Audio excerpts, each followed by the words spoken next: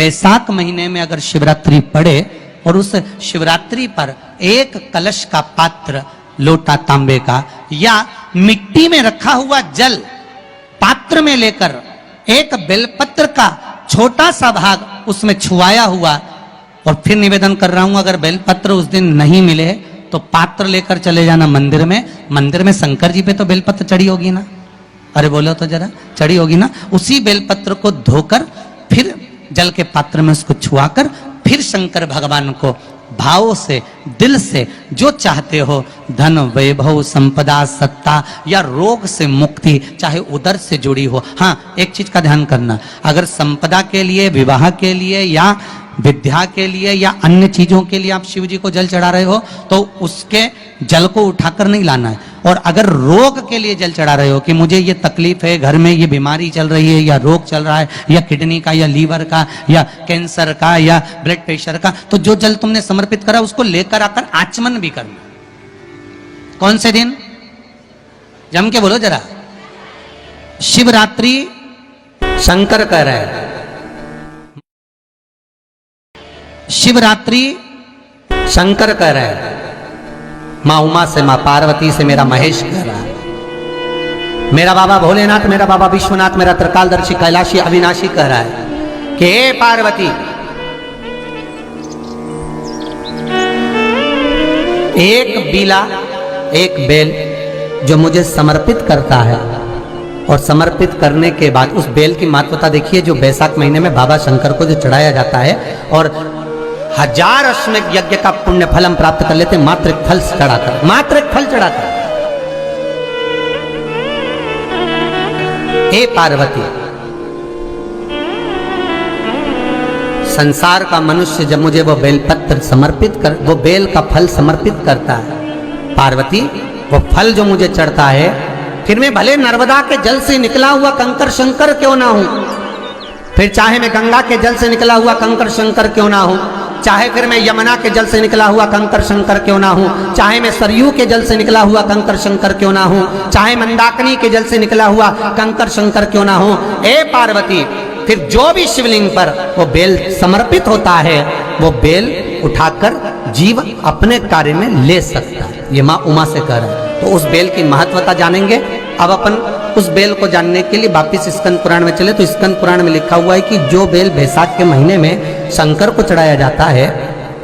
वो बेल का फल उठाकर रख लिया जाता है। बैसाख के महीने में उस चढ़े हुए, बाकी का आपको बेल का फल खाना हो तो बात दूसरी, पर चढ़ा हुआ जो बेल का फल है वो पूरा बैसाख नहीं खाना। बैसाख के बाद में अगला जो महीना आए उस महीने के अंदर उस फल के अंदर का गुर्दा निकालकर उसको सुखा लीजिए और सुखाकर जिस व्यक्ति को पथरी की बीमारी हो और जिस व्यक्ति को पेट में बहुत भोजन पचता ही नहीं है, पूरा शरीर पाचन क्रिया बेकार हो गई, उस व्यक्ति को केवल 7 दिन तक शंकर पर चढ़ा हुआ वो बेलपत्र प्रदान कर दीजिए, पथरी भी बाहर और पाचन क्रिया भी ठीक, जिंदगी भर तकलीफ नहीं।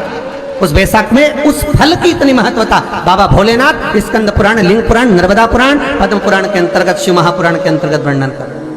उसकी महत्वता है। वो बेल का फल साधारण नहीं हो सकता। अब मंदार का जो पुष्प होता है, आंकड़े का जो फूल होता है, एक सफेद कलर का भी होता है और एक गुलाबी कलर का भी होता है। देखा है आप लोगों ने? बोलो, जम के बोलो, देखा है ना? गुलाबी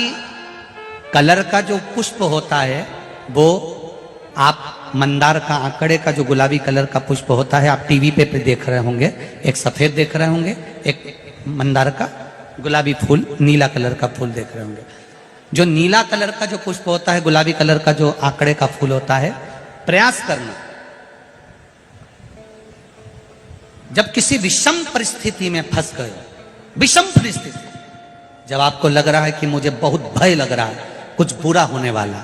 आपको लग रहा है आज मेरी उल्टी आंख बहुत फड़क रही है, कुछ गड़बड़ होने वाला, आपको लग रहा है मेरी सीधी आंख फड़क रही, कुछ गड़बड़ होने वाला है, तब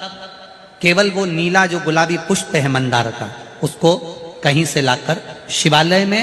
अशोक सुंदरी वाली जगह पर स्पर्श कर कर शिवलिंग पर आप चढ़ा दीजिए। आपकी विषम परिस्थिति कैसी भी होगी वो रास्ता बनाकर बाहर निकल जाएगी, आपको फंसना नहीं, परेशान नहीं। मंदार आंकड़ा, सफेद आंकड़े का पुष्प भी भगवान शिव को समर्पित होकर जैसे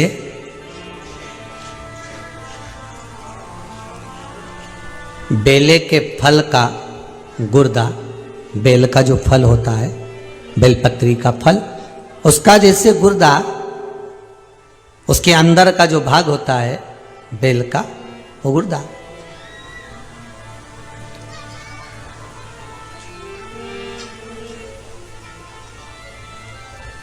उसको अग्नि में जलाकर उसकी भस्म तैयार कर कर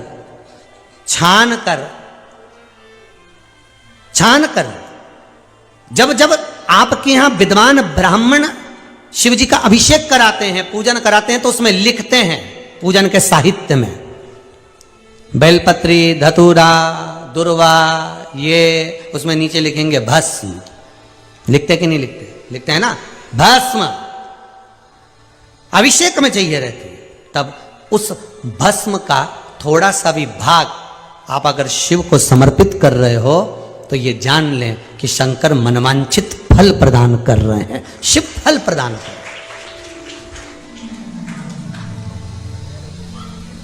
महाराज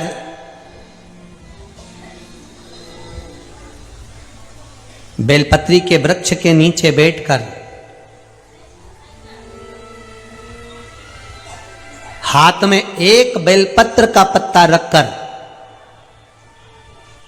आप पंचाक्षर मंत्र नमः शिवाय, ओम नमः शिवाय, या श्री शिवाय नमस्तुभ्यम, या महामृत्युंजय मंत्र का स्मरण कर रहे हो, पर डंडी का भाग अपनी ओर, बेलपत्र की बीच वाली पत्ती का भाग बीच वाली उंगली की ओर रखकर अगर आप स्मरण कर रहे हैं और अपनी कामना कर कर बेलपत्री के वृक्ष के नीचे बैठकर उस पत्ते को सम्मुख रखकर बाबा से विनय कर कर एकांत में उस बेलपत्री के वृक्ष की छांव में, बेलपत्री के वृक्ष की छांव आप कामना कर कर उस पत्ते को शंकर भगवान के ऊपर समर्पित कर रहे हैं, तो ये जान कर रखें कि पार्वती और शिव का मिलन करवा रहे हैं और अपनी मनवांछित फल कामना पूर्ण करवा रहे हैं। क्योंकि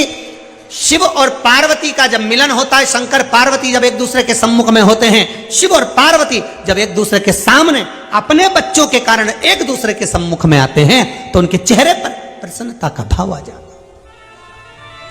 है। फल,